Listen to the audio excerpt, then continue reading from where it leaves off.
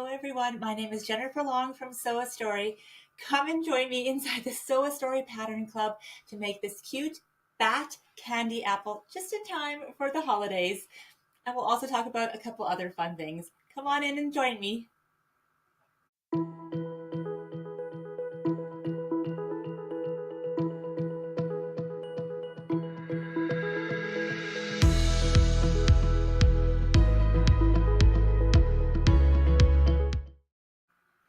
Hello everyone, my name is Jennifer Long from Sew a Story.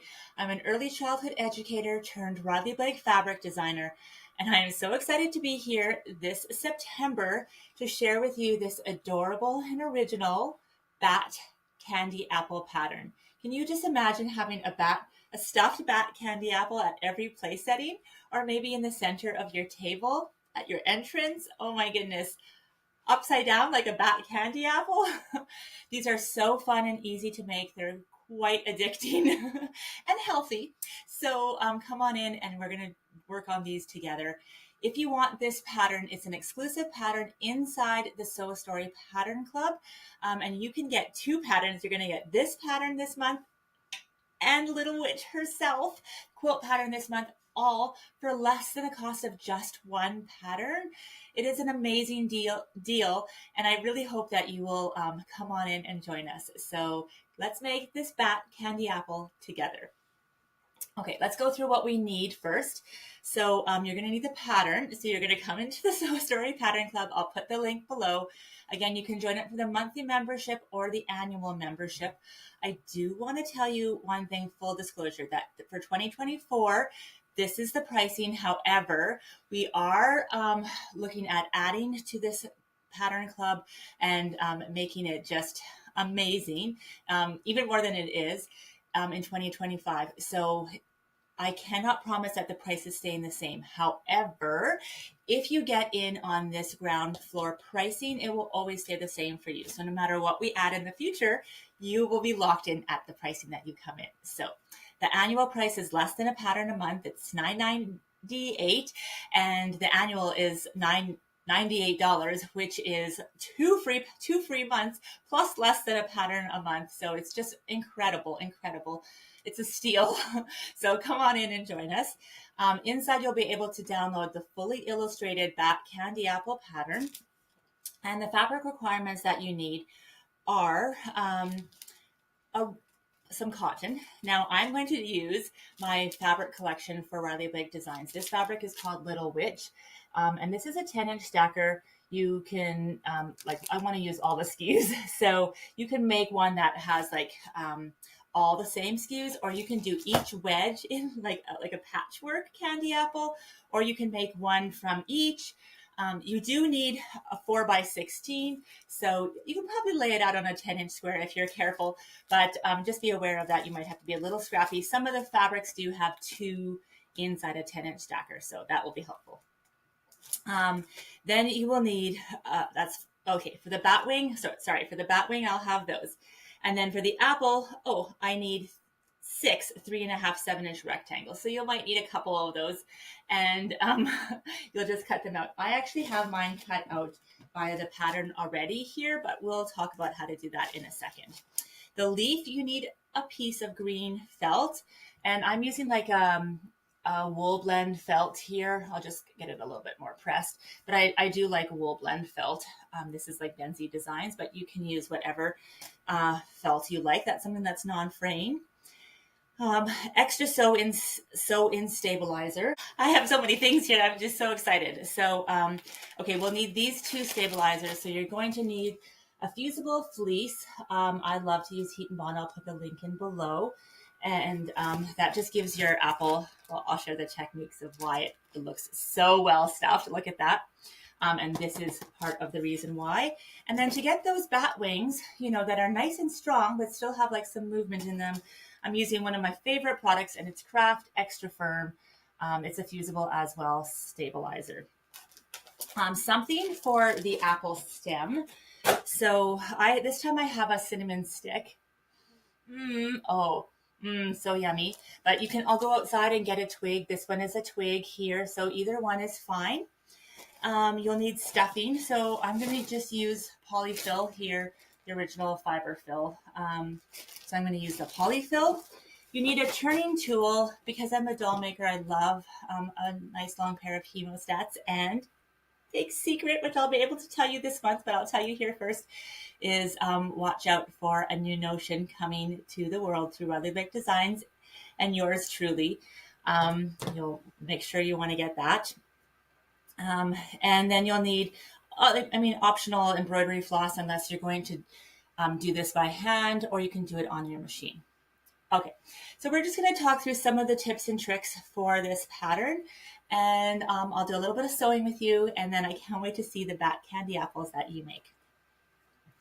So in the pattern, it's going to tell you to take the bat wing that you have there and trace it. So I don't want to give everything away on this video, but you're going to trace the template from the pattern. You're going to use that stabilizer, that Craft Extra Firm stabilizer, so you're going to get that nice shape. You're going to turn it inside out and press it, which is going to fuse to one side. And then using the same top and bottom thread color, you're going to do a stitch. I did a very tiny zigzag for this one just for speed, but I also love a hand stitch. So I'm just going to show you this here. Oh, I've got a piece of fluff there. So this is a fabric called Black Lace from my Little Witch collection, but you can see that those veins are on the pattern, so you can just trace them too. So aren't they cute? So I have my two bat wings that are prepared. They have no raw edges, and that's going to go on either side of your candy apple. Then you are going to, turn those inside out and do that. Okay, then you're going to take your, here's the secret, fusible fleece, and you are going to fuse it first to your apple pieces. Now, the reason you can do this without it, but I feel like the apple will get won't have the same kind of body. It'll be a little bit harder to stuff, and this is just my tip and trick for really making it smooth and consistent.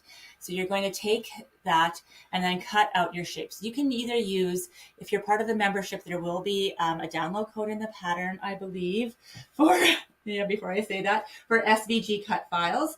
And you can even cut them with your Cricut, or you can cut them by hand using the template there. And you'll need 6 of them. 1, 2, 3, 4, 5, 6 of them. And I have them all in the same color, but this time I'm using my Spider Dots fabric here. This one I used the magenta lace on it. All right. Once you have them all cut up, we are going to just start sewing them one at a time. And you're gonna notice, I'm just gonna show you like this so you can see that they kind of have a slightly different shape. So do you see that one has like a pointier on the top and it's a little bit like plumper on the bottom? Just be cognitive of that. It's not going to be the end of the world, but you'll get kind of that nice apple, that nice little apple shape. You can tell I used to be like a ballet dancer, and that nice little apple shape there when you sew them together. So I'm going to put them exactly 2 pieces together like this, and then I'm going to pin along this side. I'm going to take it over to my sewing machine right here. And I actually have it threaded with a dark thread just because I don't want it to show through. I like to stuff my stuffed things like dolls and bat apples really strong. So I want to use kind of a coordinating thread. And here's another tip and trick. Shorten your stitch length. So just take your time and go slow because it's not super fun to unpick a really tight seam like stitch length through there. But I do like having it quite tight because then when you put all that pressure and torque on it, when you open it up, then it will be fine. So, okay, I'm going to take you over to the machine and let's get sewing. Okay, so here we are at the machine. I have it pinned here nicely. I'm actually going to just line that up a little bit better. And I'm going to use my 1/4 inch seam allowance. Now, one thing I do want to just show you, a little tip and trick here, is that when you're starting off with something at the beginning, I don't love when the thread, I want to make sure I catch both my threads here. I want to show you. Okay, so here they are. I don't love when the threads bunch up at the back. I mean, nobody does. So I take them both here and I do a little twist. So it looks like that. And then when I start, so I'm going to just do that twist and I'm going to kind of hold it taut. I'm going to put that in line. I'm going to lower my foot down and it starts off, and then I just hold it gently, and you won't get that nest happening there. Because this is gonna have a lot of torque on it, I'm gonna go back and forth just a little bit to start. There's my another tip and trick, and I'm gonna pull that out, and I'm just gonna slowly, keeping my 1/4 inch seam allowance, follow there. It's also so nice to sew with cotton and fusible fleece in this way, because it really gives you kind of a nice firm surface to work with. So there we go, all the way around. And I'll start and stop that one. I do want to make note, I won't show you each piece this way, but I'm going to show you the next one as well. That, okay, it's going to look like this. And then remember, this is the point and this is kind of like the belly at the bottom. So when I put the next one there, I'm going to want to make sure I have the point and then the belly at the bottom. I am going to open up this seam so it's not so bulky here, but I am going to leave, I need to have an opening actually at both sides, one for stuffing and one for the stick or the cinnamon stick that goes in there. So you can leave it open just a little bit there, or you can do 3 in a row together and then just leave a little opening on the 4th one. So however you feel is the best. I just want to show you another one together here. Good. And I'm just going to line that up. I should have pinned it, but I'm going to show you how great this template is. No pressure on me for this template, but look at that. All the way around. These are so addicting. You're going to be whipping up these bat apples in no time.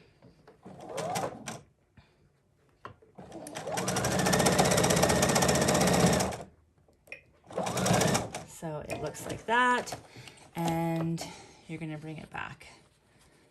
So here we go. I'll move some of those threads out. So I'm going to just clip this all like this. So before we get too far, I just like to get a little ahead and make sure that I have this all opening nicely. So when I push that out, you're gonna see how it looks. Look, oh my goodness, how great is that apple shape? So I have it this front. This is my point. You can see it's just a little bit pointier. And I'm gonna measure exactly so that they're even. But from this point to the side, I am going to put one of the finished wings inside that seam allowance. See how that's going to measure up really nicely along there? And I'm going to place that in there. And a great way just to like ensure that it's the same is just to fold it in half like this and do the opposite to the opposite wing and place it in. Make sure they're fully aligned. Oh my goodness, so cute. He's gonna be so cute. All right, and pin him there as well. And then I'm gonna just baste like 1/8 of an inch here. If you wanted to embroider a face on there, you absolutely can. But I'm just going to make another apple like this. Look at how cute he is, you guys. Oh my goodness, he's already cute. So baste that in there. You're gonna come back and make the other 3, and then we're gonna put him together. Okay, so I've sewn the second trio together. I know I'm gonna have to do more clipping, but I do like to just kind of keep up with it so that it does move the best that it can. So I'm just adding my little notches. You can notch it out here or just make little clips. As long as it allows for your fabric to move, then you are good to go. All right, so those 2 seams are done on there, and here's this trio popped out. So there's that one, and then here's this one. Look, look, look, look, look. All right, so then now what we're going to do is we're going to pop it back inside and hug those wings in. And we're going to take this one the same way it is. This is the point, and I'm going to embed it inside like this. Now I'm going to have, you can do it 2 ways. You can pin it right from the bottom. I do want the bottom to to be together. And so you can have an opening at the bottom and hand sew it so you have a lot of place to stuff after, or you can stuff it from the top and just have one opening. It depends, I guess, how much difficulty you have with hand sewing. You want to make sure that your wing, if it's in line, it should be good, but you want to make sure you don't catch this in the seam allowance, this little part here. So just give it a tiny little push in there. And when you pin it, just make sure that you can feel that there's no, like this spine of the wing, you know, this tip of that wing there, that's, you're going to get caught in there. All right. And then I'm going to make sure I catch it, and I'm going to pin all the way around. Okay, so I'm going to leave that opening at the bottom so I have a nice big spot for it to turn. Like I said, you can leave it at the top and at the bottom, just at the top. You definitely need one at the top, like I said, for this little stick and spine, but I'm going to keep it nice and tight at the top so I don't have to do too much handwork at the top, and all my handwork can be at the bottom. So I am going to make sure I leave a little bit at the bottom open. So I'm going to sew from here all the way to here, and then I'm going to leave a little bit open and sew from here to here, and I will be right back. Okay, I'm going to take my time and make sure that my 1/4 inch seam allowance is exact. I want to meet it in the center here. Do all of that. I'm going to go back and forth. And I'm going to leave my opening there. So I'm going to hop over and leave a pretty good opening, an inch or inch and a half, probably an inch, a good, nice, good fat inch. And I'm going to come all the way around, and then I'm going to leave that skinny top with the front. Make sure again that that spine of that wing, you're not catching in that, in your seam. Go up to my pin, and there we go. Okay, so this is where those hemostats come in. So I've left that 1 inch opening at the bottom, and I'm going to take my hemostats and I am going to use them to sort of just help me find something in there to grab and then just pull through. So I've got a little wing in there. Excellent. Then I'm going to go in there again, find something else to bring through. Maybe it's the edge, the other wing. Easy peasy, just like that. And then I can just gently work it around and pull it through. Oh, look, this is my favorite part, you guys. Oh, it's so fun. This is my favorite part, pulling it through and seeing what it creates. Just gently work it, because it is fusible fleece, so there is just a little bit of added bulk, and I didn't want to make that hole too large. Okay, here we're almost there.